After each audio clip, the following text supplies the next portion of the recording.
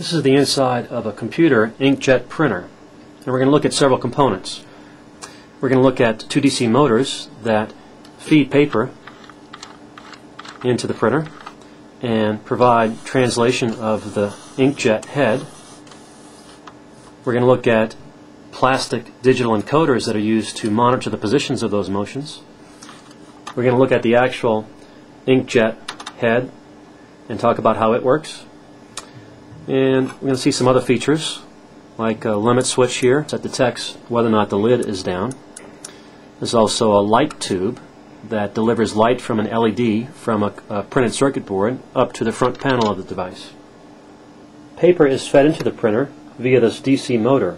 It turns a small pinion gear which drives a larger gear, which in turn drives another reduction from a smaller gear to another larger gear. The first set of gears are helical gears. The reason why those are used is because they provide a much smoother operation and quieter, because you have more teeth in contact as the motor turns.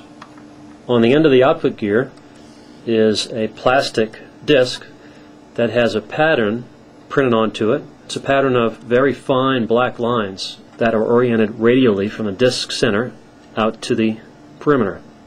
This gridwork of lines passes through a phototransistor at the base of the shaft that counts the lines as they go by.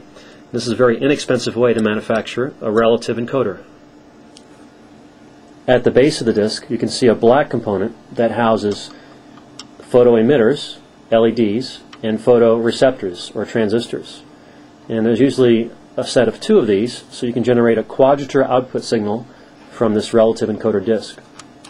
A second DC motor shuttles the inkjet heads. The motor drives a toothed belt, and as the motor turns, the belt moves and takes the print head with it across the paper.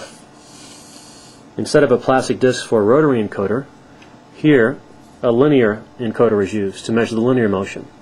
Again, it's a long piece of plastic with a similar gridwork of black lines printed onto it, and as the print head moves over the stationary plastic component, photosensors detect and count those slots as they go by, allowing the printer to measure and control this linear motion. This is a close-up of the inkjet cartridge.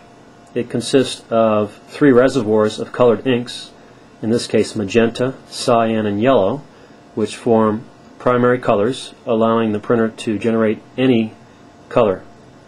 The inkjet cartridge has a ribbon with a set of conductors that allow the printer to communicate to the components inside this cartridge. You can see all of the conductor connections here, and they are connected to components inside the cartridge here. This is the inkjet head, where there are piezoelectric components that dispense and propel droplets of the liquid ink onto the paper. So there are many sets of fine holes, much too small to see with the naked eye, that dispense these droplets of ink. Here's a close-up of the microswitch that detects whether or not the lid of the printer is closed. So when the lid is closed, the switch is depressed down. And we can also see an on-off switch, which also has an LED display on it. And the LED light is actually transmitted from a circuit board deep in the printer, in the back of the printer. And that's done through what's called a light tube. It's just a clear plastic component that transmits the light from the LED on the circuit board up to the front display.